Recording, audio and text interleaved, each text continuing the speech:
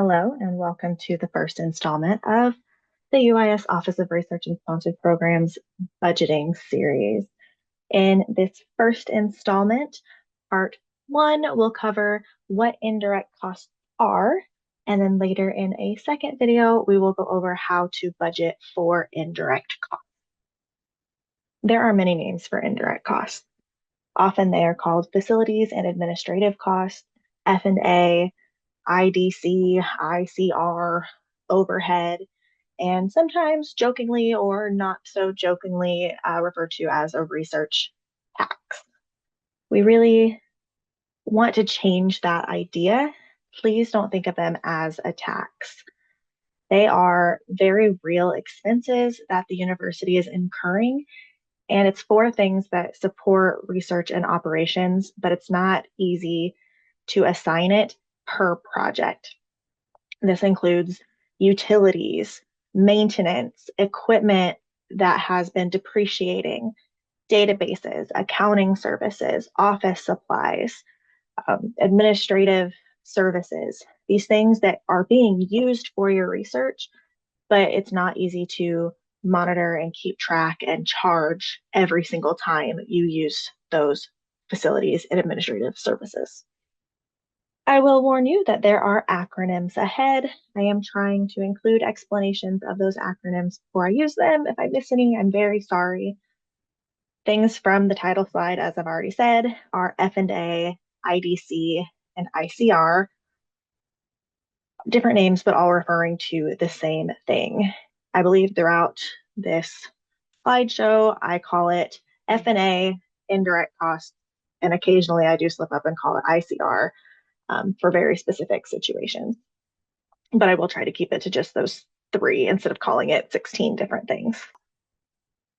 So F and A, facilities and administration. About a third of F&A costs go back to the university physical infrastructure. I believe it's about 36% goes back to utilities, maintenance, space, the physical space at the university. A little under 10% of that goes into shared resources, such as the library and educational technology.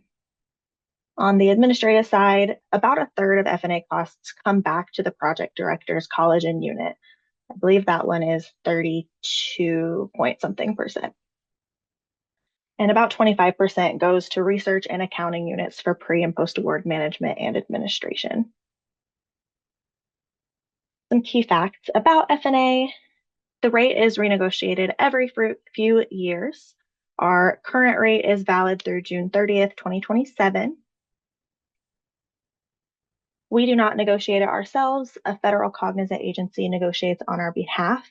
Our cognizant agency is the Office of Naval Research, and they collect a lot of data to determine what a fair rate is based on our previous year's research and research expenditures.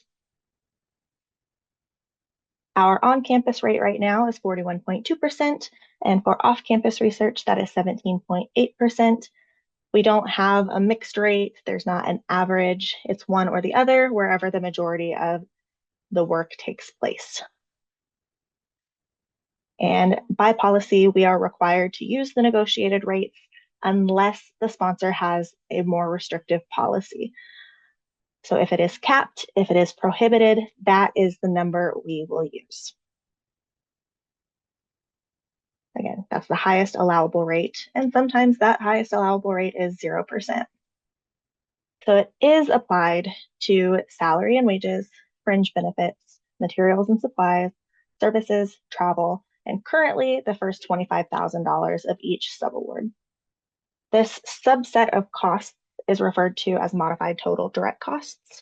Often you will see it referred to as MTDC. That is just saying these are the categories F&A is assessed on. And sometimes that ends up being your entire budget. And sometimes you've budgeted for categories that do not, such as equipment, capital expenditures, patient care, rental costs, tuition, scholarships, fellowships, participant support costs, and then the piece of each subaward in excess of $25,000. And participant support costs is a very specifically defined category, which we'll go in a future budget video. But just because it sounds like it's participant support cost doesn't necessarily mean it is a participant support cost by legal federal definition. We do use that modified total direct cost for the full rate. If the sponsor reduces the rate, it might be appropriate to apply whatever F&A rate we can to all categories if it's allowed by the solicitation. Some language makes it clear that that is not appropriate for us to use, and so we will follow what those solicitation guidelines say.